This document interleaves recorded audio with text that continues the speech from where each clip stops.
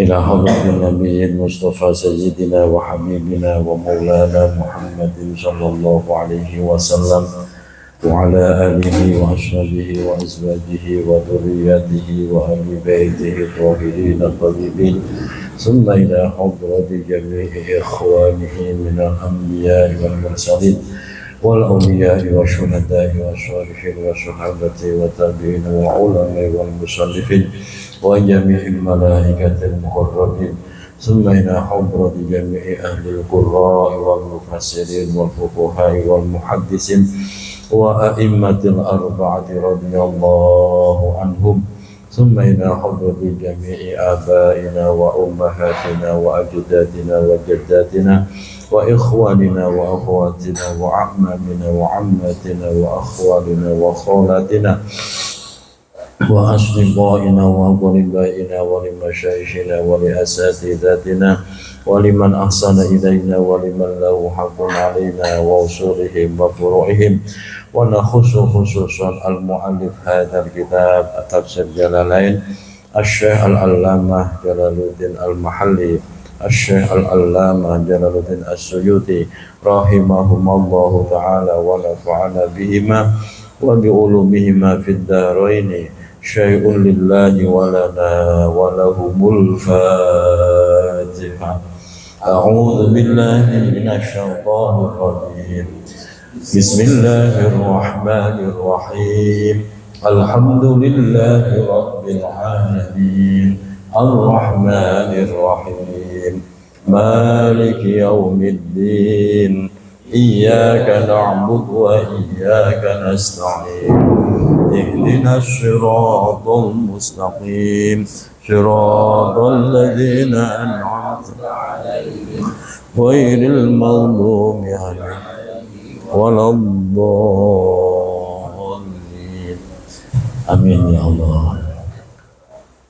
Bismillahirrahmanirrahim. Alhamdulillahi rabbil alamin. Wassalatu wassalamu ala asyrafil anbiya'i wa imamil mursalin sayyidina wa habibina wa maulana Muhammadin wa ala alihi wa sahbihi ajma'in. Hasbunallahu wa ni'mal wakil, ni'mal maula wa ni'man nasir, wala hawla wala quwwata illa billahil aliyyil azim. Allahumma anfa'na bima 'allamtana wa 'allimna ma yanfa'una bi rahmatika ya arhamar rahimin. Amin ya rabbal alamin. Al-mukarramun, para asatidz seluruh jamaah serta anak-anakku para santri semuanya, alhamdulillah wa syukurillah, pada kesempatan malam hari ini merupakan pertemuan ketiga kajian tafsir Jalalain dan ujian yang Allah turunkan berupa hujan, sehingga ini benar-benar menguji keimanan kita, semangat kita untuk datang ke majelis ilmu. Insyaallah semua selalu dalam keberkahan, yang hadir tambah berkah, yang tidak hadir ya semoga selalu dalam keberkahan.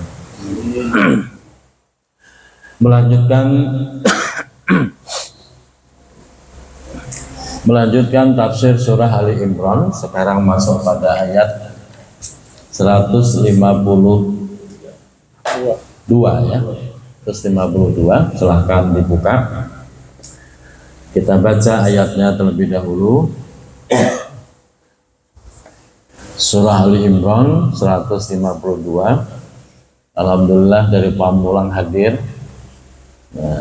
Semoga pahalanya berlipat-lipat ya. Paling jauh.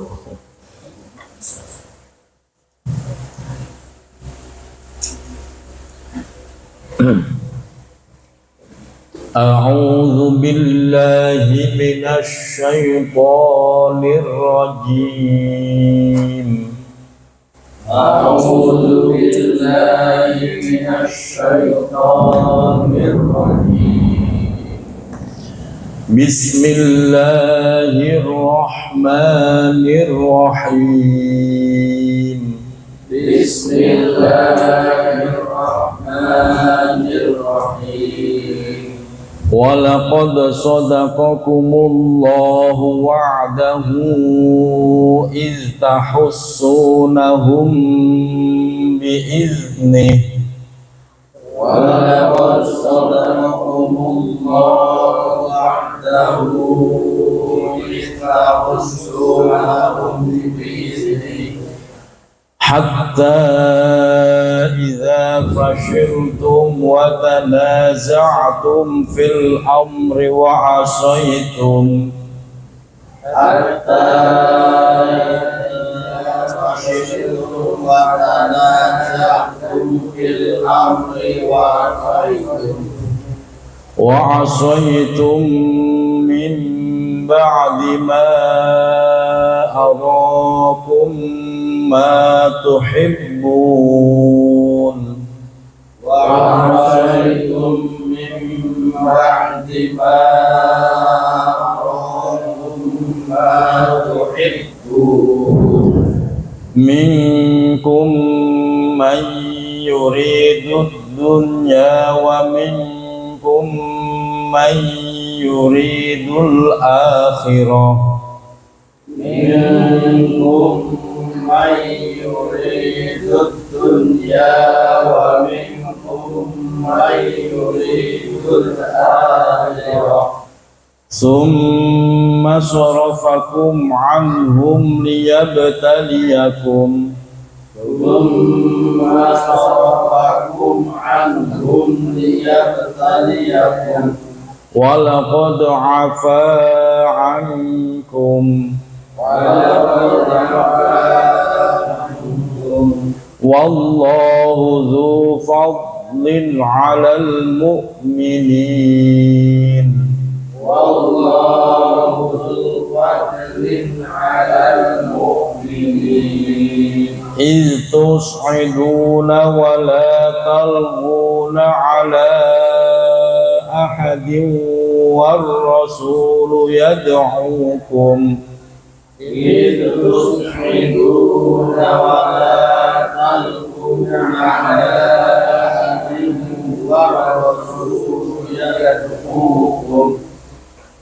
والرسول يدعوكم في أخراكم والرسول يدعوكم في أخراكم فأصابكم غما بغم لكي لا تحزنوا فأصابكم غما بغم لكي لا تحزنوا على ما فاتكم ولا ما أصابكم لكي لا تحزنوا على ما فاتكم ولا ما أصابكم والله خبير بما تعملون والله خبير بما تعملون Sadaqallahul azim. Bismillahirrahmanirrahim. Walaqad sadaqakumullahu wa'dah. Walaqad sadaqa, dan sungguh benar-benar Allah telah meluluskan atau membenarkan kepada kalian semua. Allahu yaitu Allah membenarkan apa, meluluskan apa, wa'da pada janjinya, yaitu janji Allah. Apa janji Allah? Yaitu iyyakum, yang telah dijanjikan kepada kalian, bin nasri, dengan kemenangan, hidangan.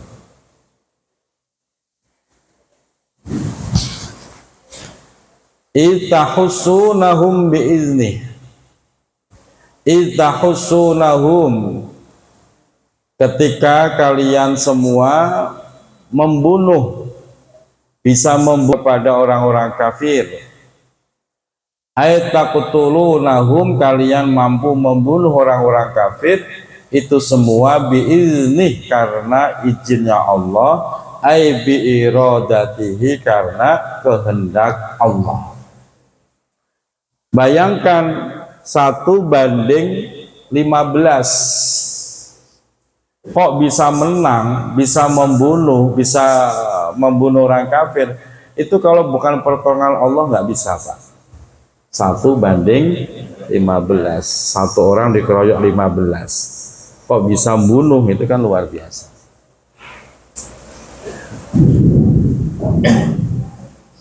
Hatta idza fashiltum,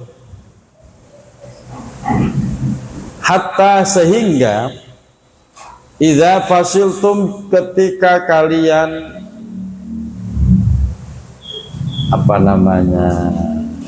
down, ya. Kemarin kita bahas mentalnya down, minder, grogi, panik. Jabantum, yaitu kalian merasa panik, anil qitali, dari peperangan Uhud tersebut. Kalau Badar 1 banding 10, ini 1 banding 15, luar biasa itu. Watanazatum, dan juga saat berselisih, ketika kalian berselisih, ikhtalaftum, kalian berselisih, bertentangan satu dengan lainnya, fil amri, di dalam mentaati perintah, amrin nabiyyi, yaitu mentaati perintahnya Nabi Muhammad SAW, yang mana perintah Rasulullah bil maqami, untuk tetap tinggal, maqam, untuk tetap tinggal, fi sifahil jabali, di lereng gunung Uhud. Perintah Rasulullah, apapun yang terjadi jangan tinggalkan lereng gunung, liramyi, bagi tentara berpanah. Sudah dipesan tuh Rasulullah. Namun ternyata faqala, kemudian berkata, ba'dukum, sebagian tentara berpanah tersebut, nadhab faqad nasara ashabuna, nadhab, mari kita pergi, faqad nasara, sungguh telah mendapatkan kemenangan, ashabuna, yaitu sahabat-sahabat kita. Karena tentara berpanah yang ada di lereng gunung itu melihat ke bawah, teman-temannya sedang mengumpulkan harta rampasan, merasa sudah menang dan takut kalau tidak kebagian harta rampasan, sehingga sebagian tentara berpanah ngajakin, ayo kita pergi, ayo kita turun, tinggalkan tempat ini.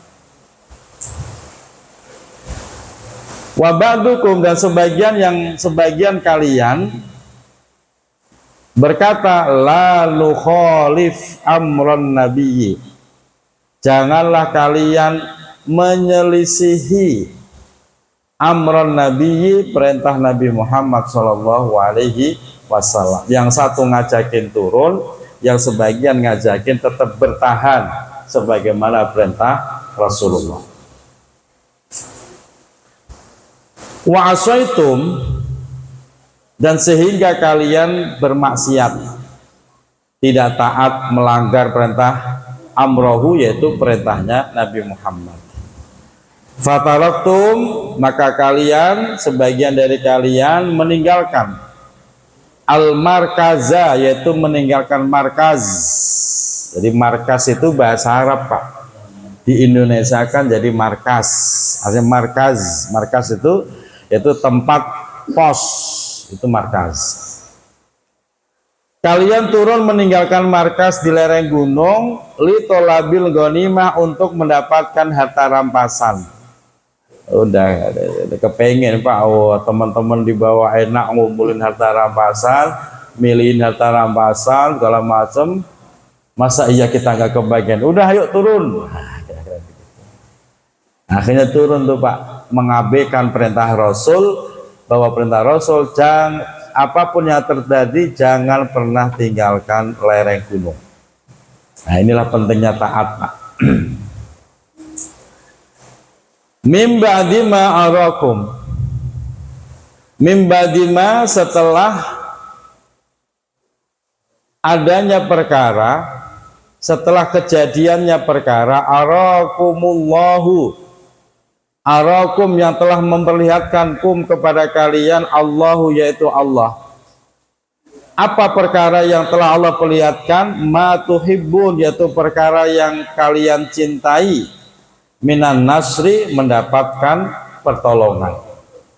Allah saat itu sempat menang Pak, tentara muslim saat itu sempat menang, sehingga barisan orang kafir sempat mundur. Karena merasa menang, ya semua menjadi lengah, berebut mengumpulkan harta rampasan, pos lereng gunung ditinggalkan. Disitulah Khalid bin Walid melihat sebuah peluang, orang muslim sedang lengah. Akhirnya diserang balik, sehingga akhirnya orang muslim jatuh kalah. Kenapa bisa kalah? Tidak taat sama perintah Rasul. Itu Pak. Makanya kalau sudah taat sama perintah Allah, perintah Rasul, jangan pernah pakai logika. Kalau pakai logika seringkali bertentangan.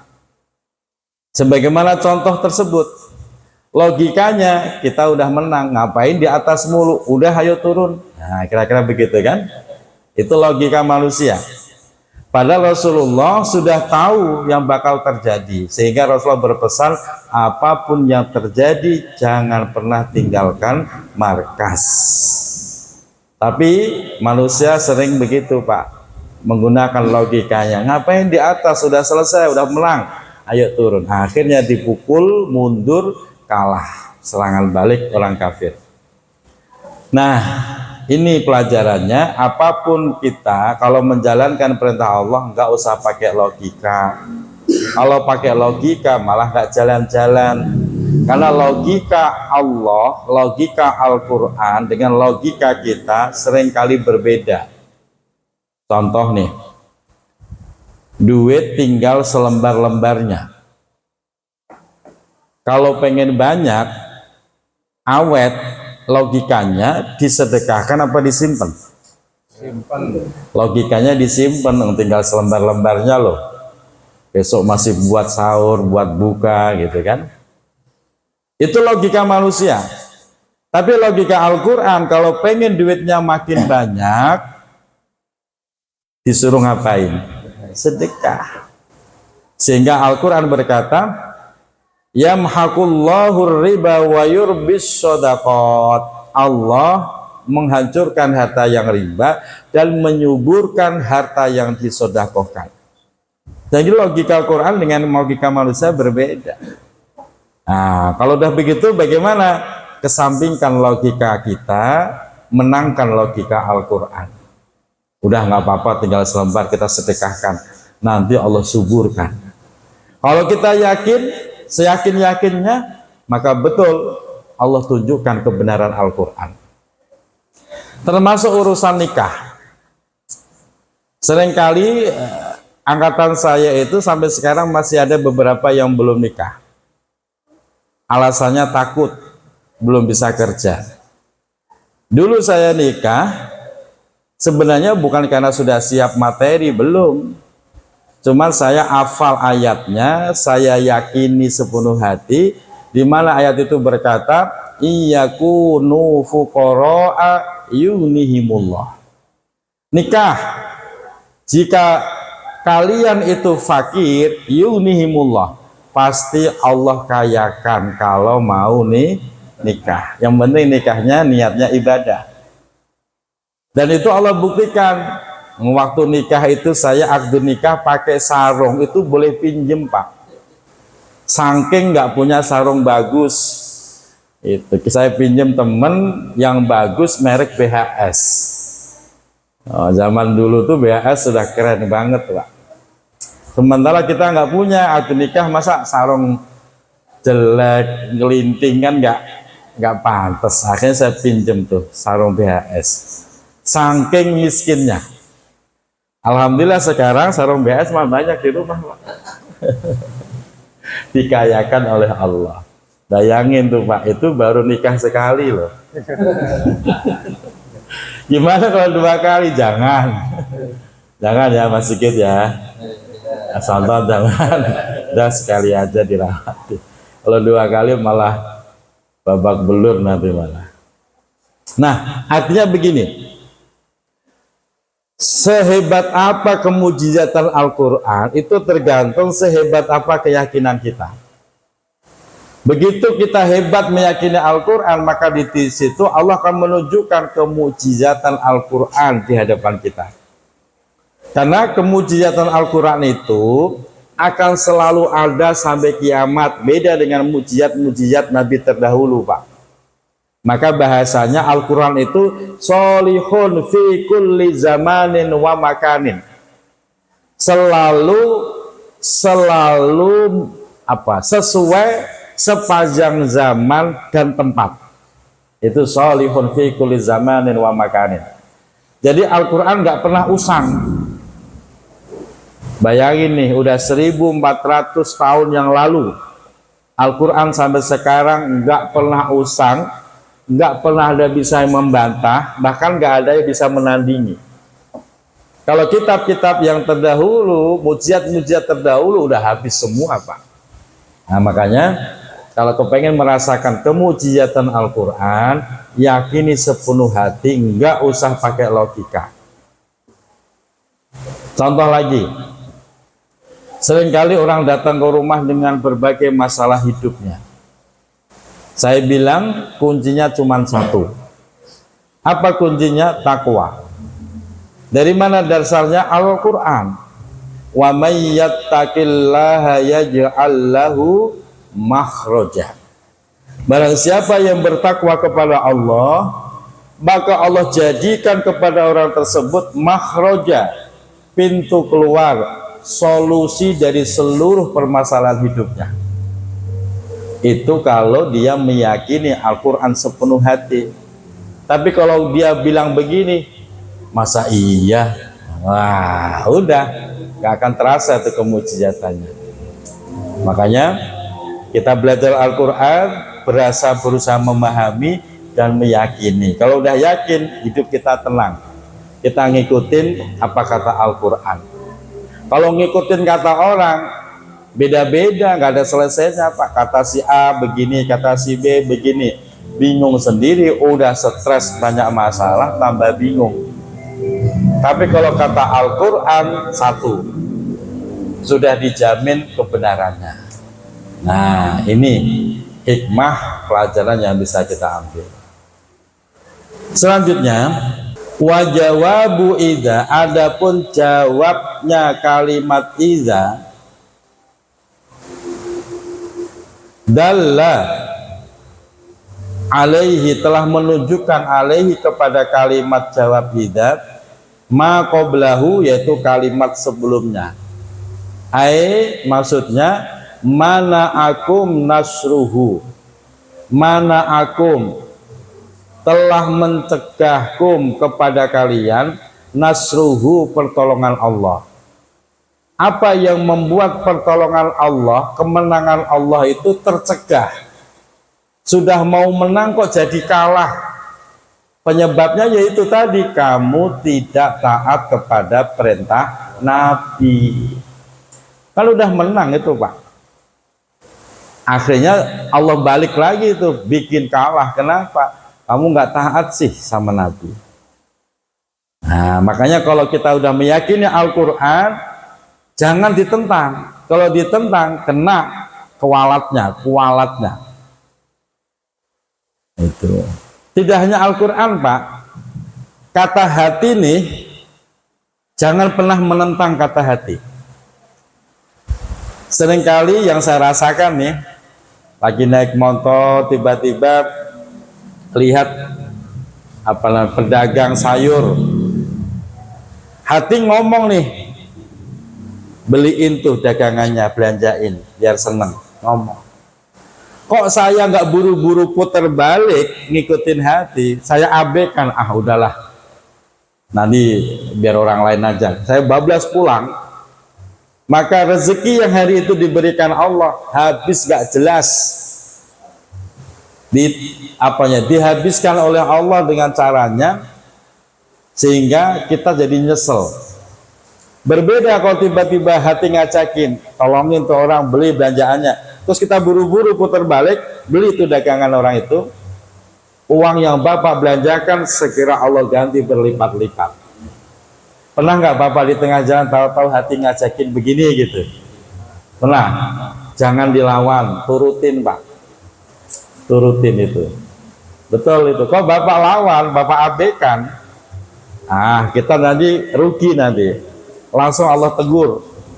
Karena biasanya hal-hal spontan yang muncul dari hati itu benar-benar adalah ilham yang Allah hembuskan ke hati kita. Jadi jangan ditentang.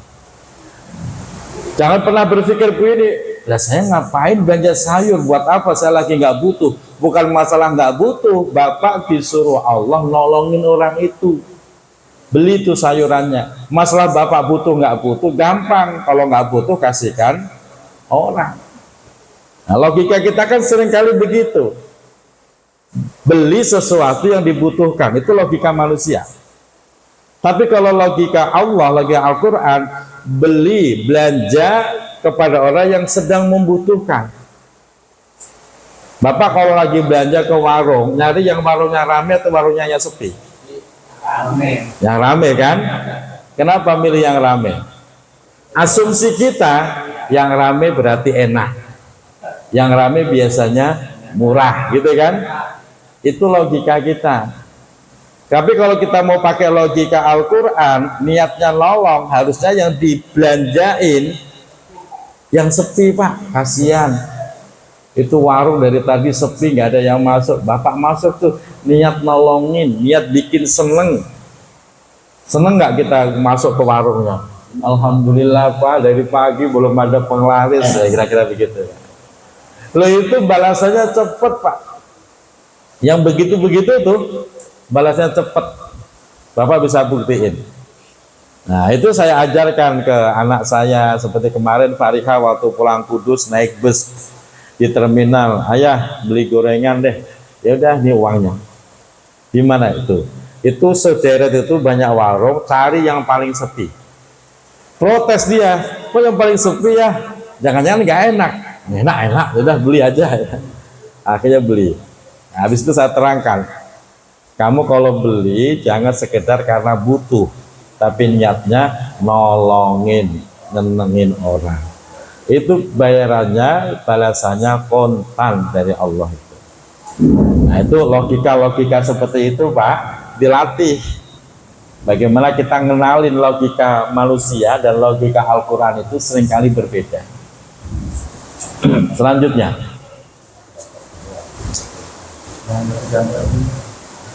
minkum mayuridud dunya.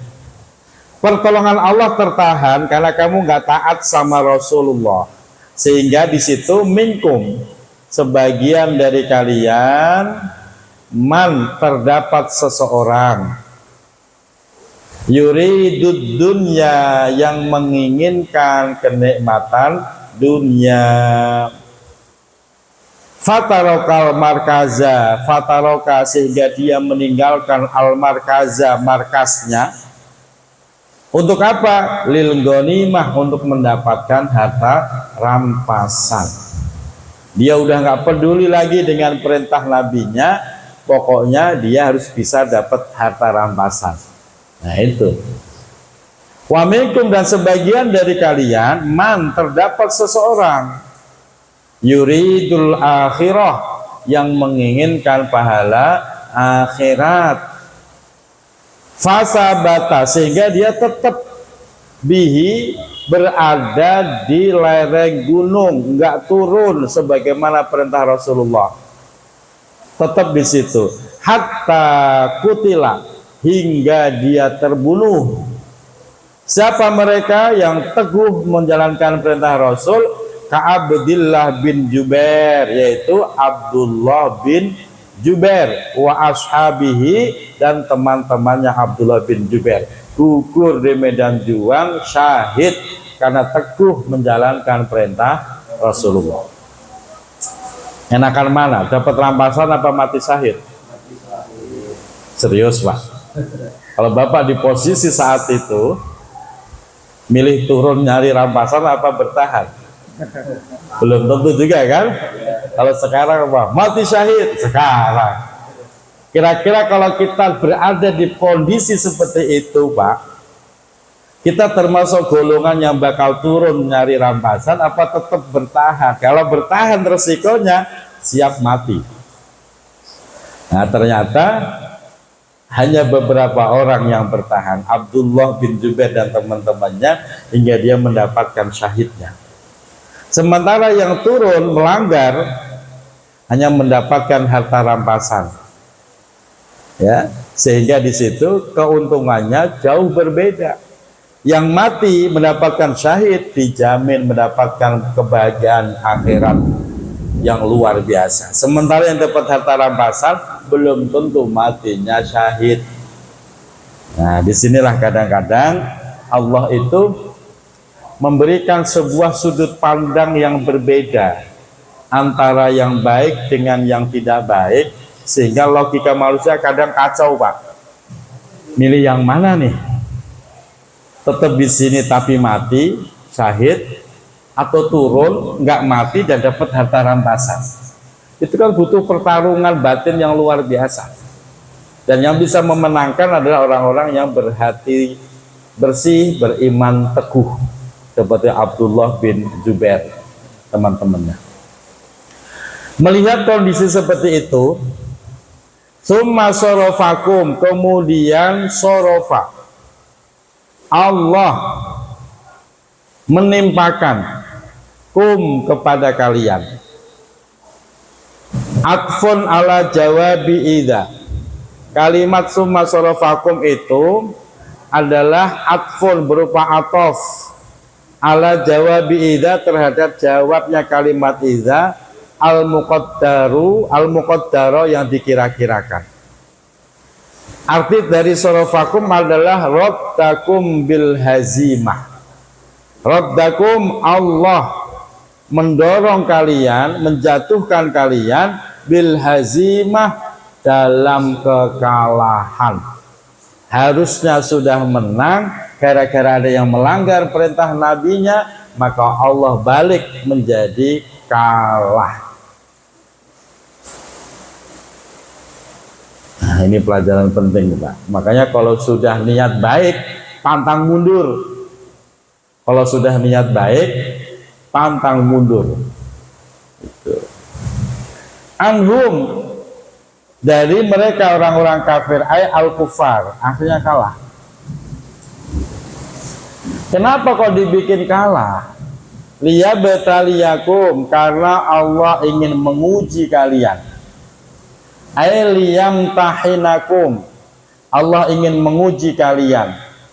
Dengan seperti itu, fayazharu, maka tampaklah al-mukhlisu, orang yang mukhlis, ikhlas, imannya bersih, min ghairihi, dari lainnya, sehingga tampak mana yang ikhlas, mana yang tidak, mana yang ngejar akhirat, mana yang ngejar dunia. Kelihatan banget kan? Yang ngejar akhirat tetap bertahan di lereng gunung sesuai perintah Nabi, yang ngejar dunia buru-buru turun biar dapat harta rampasan. Walaqad afa ankum, walaupun begitu Pak, walaqad afa, sungguh Allah memberikan maaf, angkum, dari kalian semua, tetap dimaafkan. Memaafkan apa yang dimaafkan? Martakabtumuhu, yaitu tindakan yang kalian kerjakan, yaitu meninggalkan markas. Allah masih memaafkan. Wallahu dzu fadlin, wallahu, sesungguhnya Allah, dzu fadlin, adalah zat yang memiliki keanugerah, memiliki keanugerahan. alal mukminin, terhadap orang-orang mukmin. Maksudnya bil afwi, dengan memberikan maaf atas mereka yang meninggalkan markas. Nah, di sini Pak, makanya kalau sudah niat baik, pantang mundur. Kalau kita kok tiba-tiba mundur tanpa alasan yang dibenarkan, justru babak belur Pak. Saya kasih contoh.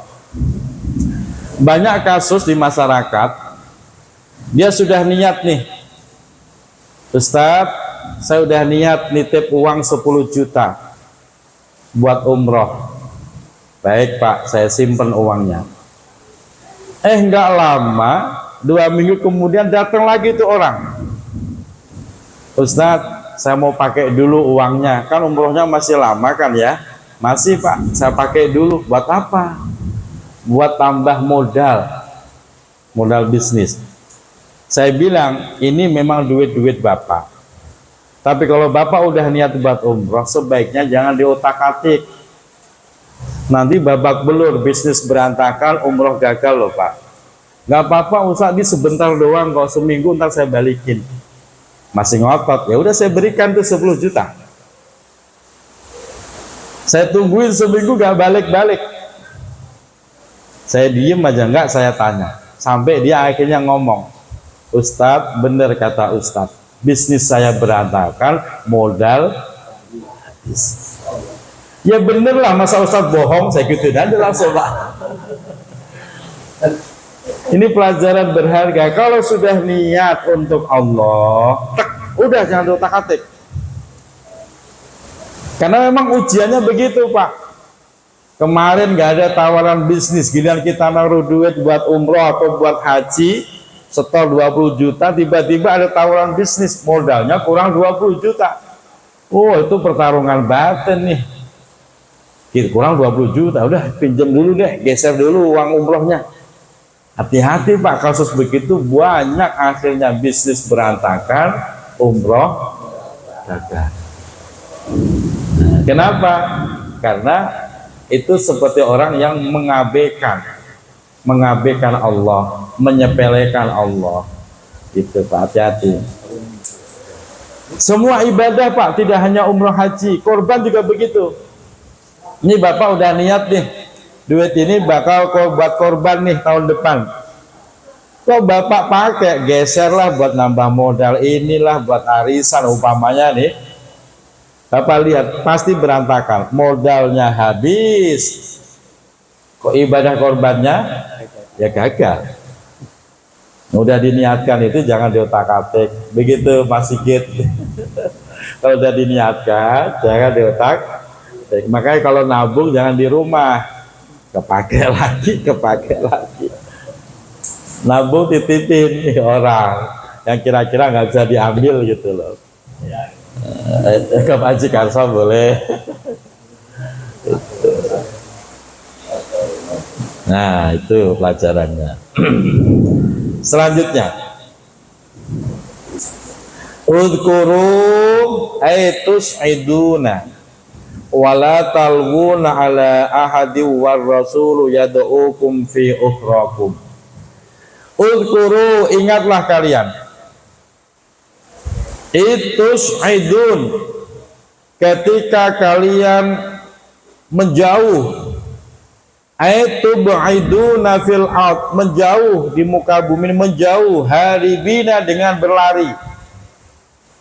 Sedang peperangan, sedang lagi gencar-gencarnya, di saat Rasulullah membutuhkan pertolongan kita malah menjauh, lari meninggalkan medan perang. Wala talwun, dan kalian tidak menoleh sama sekali. Ta'rujun, kalian tidak menoleh ala ahadin, kepada satu orang pun di belakang kalian. Kalian udah enggak peduli lagi. War rasulu, sementara Rasulullah yad'ukum, sedang memanggil kalian, fi ukhrakum, di belakang kalian. Tapi kalian lari terus, enggak pakai noleh. Padahal Rasulullah sedang membutuhkan pertolongan kalian. Coba bayangin Pak, sedang pecah peperangan itu genting-gentingnya, Rasulullah butuh bantuan kita malah lari sekencang-kencangnya, nggak pakai noleh lagi. Padahal Rasulullah memanggil-manggil kita. Kurang ajar nggak itu orang, Pak? Kalau Bapak di posisi itu, saya kalau baca begini, kebawa emosi saya, Pak. Kurang ajar tuh orang. Rasulullah sampai manggil-manggil loh. Kok nggak noleh aja enggak? Sampai Al-Quran tuh bahasanya noleh aja enggak. Boro-boro mandek noleh lo enggak.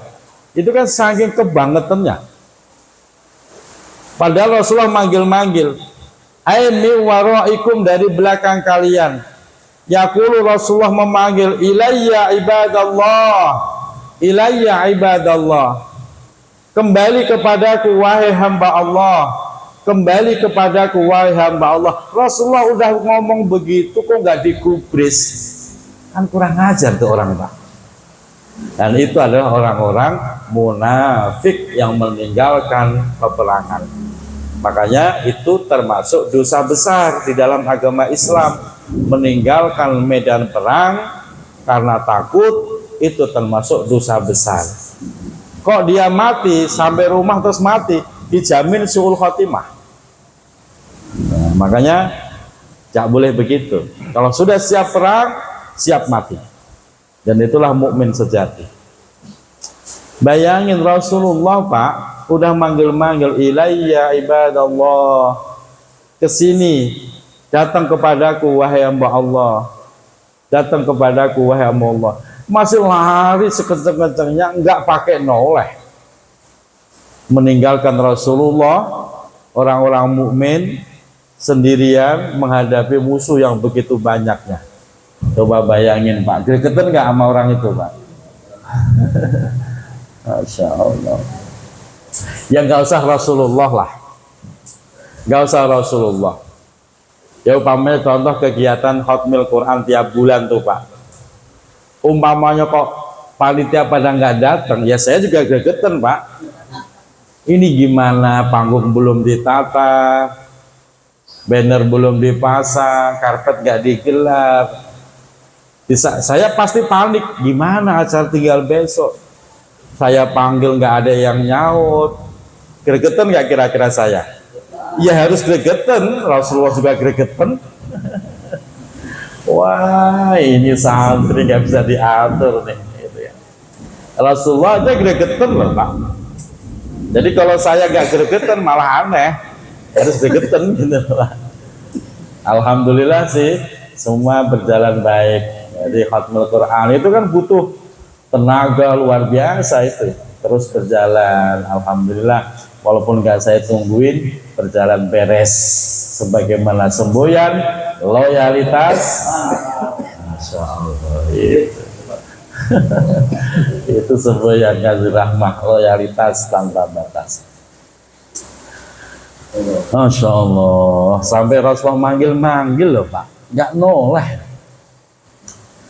Fa'asabakum, maka Allah akan membalas kepada kalian semua yang lari meninggalkan Rasulullah. Fajazakum, maka Allah membalas kalian gomman, dengan kesedihan, bil hazimah, yaitu kekalahan, binggomin, demi kesedihan demi kesedihan. Jadi kesedihan yang berlarut-larut gitu, Pak. Gomman binggomin itu kesedihan demi kesedihan. Allah akan membalas dengan, sehingga kesedihan itu seakan-akan gak ada selesainya. Bisa babinggomikum, karena sebab membuat sedihnya kalian, karena sebab membuat sedihnya kalian lir Rasul, kepada Rasulullah, bil mukhalafati, dengan sebab berselisih, tidak mau taat. Nah, dibalas oleh Allah. Karena kamu telah bikin sedih Rasulullah, maka kamu akan dibikin sedih oleh Allah dengan kesedihan demi kesedihan yang gak ada sudahnya. Itu ancaman Allah. Nyakit Rasulullah itu sama juga nyakitin Allah, Pak. Karena Rasulullah ada kekasihnya Allah. Dan sementara Rasul sudah nggak ada. Siapa penggantinya? Yang ulama, al-ulama warasatul anbiya. Kalau Bapak sudah percaya pada satu ulama, harus taat. Kok malah nggak taat, berselisih mulu, bantah mulu, papanya begitu, Pak. Yang kesel Allah akan membalas fa'asabakum gomman binggomin, kesedihan demi kesedihan, nggak ada sudahnya. Makanya kalau kemarin saya cerita tentang teman saya yang akhirnya membuat Abah Yai Mustamir murka, marah, sampai sekarang, Pak, kesedihan demi kesedihan itu dia rasakan betul. Sampai saya udah nyaranin, kamu sampean Kang, sampean sowan ke Yai, sowan silaturahim, minta maaf, minta doa, barangkali ada salah yang belum dimaafkan. Kata dia, malu malu. Jadi sudah lulus sekian puluh tahun belum pernah sowan ke kiainya. Alasannya malu. Udah saya saranin tuh. Tapi ya sudahlah. Emang sudah takdirnya begitu. Jadi dia sedih mulu, sedih mulu. Setiap kali ketemu saya ceritanya mesti sedih, nggak ada cerita kok saya alhamdulillah, nggak ada, sedih terus. Nah, ini yang harus diwaspadai. Wakila, dan disampaikan keterangan al-ba'u, adapun ba yang ada di kalimat bingomin, gomman bingomin, bimakna Allah, itu dengan makna Allah. Ba itu kan dengan, kalau Allah itu di atas. Kalau di makna Allah berarti kesedihan yang di atas sedih. Artinya apa? Sedih banget. Dia akan dibalas oleh Allah dengan kesedihan yang di atas kesedihan, sedih banget. Tapi kalau dimaknai dengan bi, gomman bi dengan ba, itu artinya kesedihan yang terus menerus. Kesedihan demi kesedihan yang terus menerus, gak ada sudahnya. Itu kalau dimaknai bi, ba. Tapi kalau pakai gomman dimaknai ala gomin, berarti kesedihan yang luar biasa. Itu bedanya makna ba dengan ala. Mudha'afan, kesedihan yang dilipat gandakan. Ala gommi fautil ghanimah, melebihi kesedihan tertinggal tidak mendapatkan harta rampasan. Tidak mendapatkan harta rampasan memang sedih, tapi mendapatkan harta rampasan tapi nyakitin hati Rasulullah, nanti akan diberikan kesedihan yang berlipat-lipat, yang lebih menyakitkan daripada sedih tidak kebagian harta rampasan. Itu janji Allah, ancamannya begitu. Fa'asabakum gomman bingommin. Kenapa sampai Allah memberikan ancaman itu? Likaila tahzanu ala ma fatakum. Likaila, agar menjadi tahzanu kalian semua itu bersedih. Bersedih ala ma terhadap perkara, likaila tahzanu, agar kalian tidak bersedih adalahnya. Kata likaila ini muta'allaqun, dihubungkan bi'afa dengan kalimat afallahu anhum tadi, afa ankum walaqad afa ankum, au bi'asabakum, atau dihubungkan dengan kalimat fa'asabakum gomman binggomin. Fala zaidah, itu lanya la zaidah. Jadi kalau diartikan begini, likaila tahzanu, agar kalian fatakum yang kalian tidak mendapatkan minal ghanimati, yaitu dari harta rampasan.